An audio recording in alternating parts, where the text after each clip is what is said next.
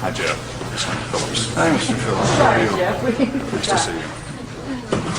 Spending the last few days with your folks. Great.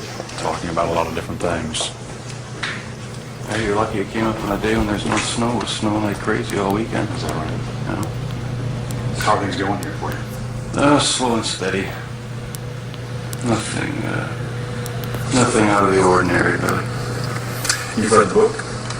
Yes, I read the book. My dad sent it to me about last week, and spent all night reading it. It was all night reading. It was quite a surprise to me, some parts of it. Very interesting. In what sense? Just some of the things that were revealed caught me off guard, and just some very big surprises in it for me. What was it that caught you off guard? Some of his insights into what he thought of me as I was growing up. All set?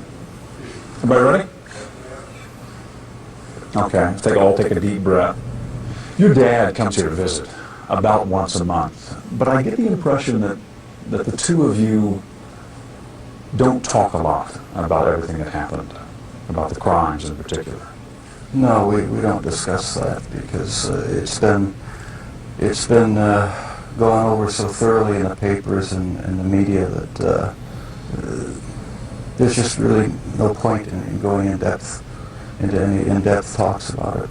We talk about our family, home, how things used to be, what prison life is like here now, and try to keep things as light and upbeat as possible. Is it hard for you to go back and talk about those things? No, not the good things. In fact, it gives me a sense of comfort to talk about the few good times there were in the past. You say the few good times. Do you think of your childhood as having been profoundly unhappy? No, not profoundly. My childhood wasn't filled with any great tragedies or anything. There were good times and there were bad times. I think it was fairly normal. Jeff, do you remember your earliest experience and earliest interest, fascination with the inside of animals? Where that came from? In ninth grade, in biology class, we had the usual dissection of fetal pigs. I took the remains of that home and kept the skeleton of it. And I just started branching out, dogs, cats. I suppose it could have turned into a normal hobby like taxidermy, but it didn't. It veered off into this. Why, I don't know. All I know is that I wanted to see what the insides of these animals looked like. Was there some pleasure in the cutting open of the animal? Yes, there was. No sexual pleasure, but just it's hard to describe. Sense of power, sense of control? I suppose that's a good way of putting it, yeah. I can sort of see a fascination for, wanting to see or for looking at the insides of animals, say for the first time. After you did it one time, what more is to be gained by looking at another dog's inside, the second or the third? I don't know, it became a compulsion, and it switched from animals to humans. I still don't understand it. I don't know why. What would you do with the dead animals, Jeff? You would pick the carcasses up from the road and take them back into the woods. Take them back in the woods, skin them sometimes, slit them all the way open, look at the organs, feel them. There was a sort of general excitement for me. I don't know why. It was exciting to see.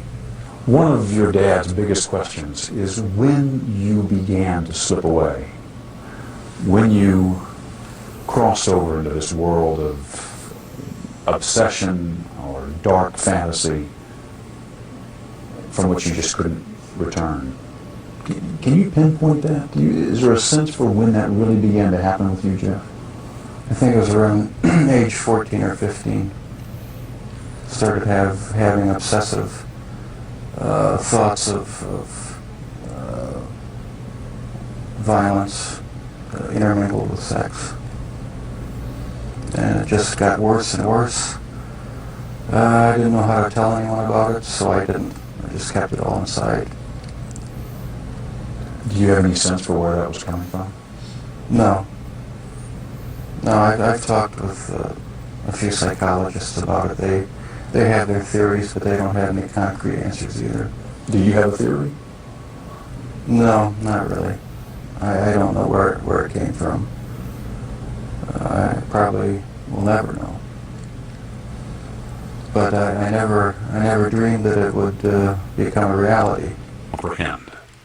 What was it, Jeff, that took you over the edge, do you think, and made you take this from the world of fantasy into reality?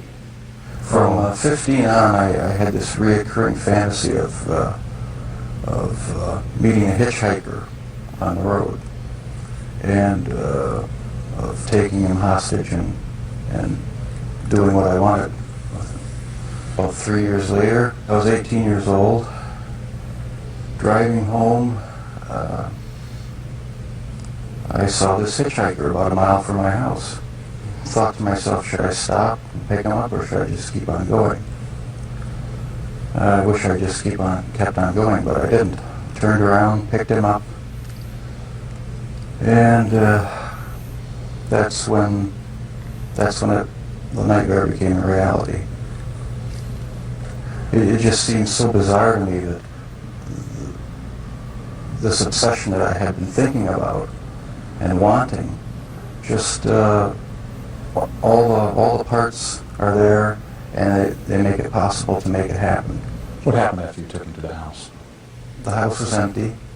My mother was up in Chippewa Falls with her family, and my dad was living in a rented motel about 5 miles away due to the divorce. And I pretty much had the place to myself. I was drinking a lot during that time, and just, I don't know, looking for something some way to find some fulfillment, some pleasure. And I acted on my fantasies, and that's where everything went wrong. This was the summer of 1978 when you took your first victim. Right. Once it happened the first time, it just seemed like it had control of my life from there on in. The second occurrence was 1984, roughly. And I met this guy at one of the bars, downtown Milwaukee bars. We went back to the hotel, just planning on getting drunk. I had put some sleeping pills in his drink to render him conscious. And was just going to spend the night with him. When I woke up in the morning, my forearms were bruised, and his chest was bruised, and blood was coming out of his mouth. He was hanging over the side of the bed, and I have no memory of beating him to death, but I must have. And that's when it all started again. And once it started again, you found it impossible to stop. Right, that's when the obsession went into full swing. Did you ever tell yourself, I have to stop this? I must stop doing this? Yes. When it was going on? After the second time, it seemed like the compulsion to do it was too strong, and I didn't even try to stop it after that. But before the second time, things had been building up gradually. Going to bookstores, going to the bars, the gay bars, bath clubs. When that wasn't enough, buying sleeping pills and using it on various guys in the bath clubs. It just escalated slowly but surely. And after the second time, which was not planned, it was out of control. Felt like it was out of control.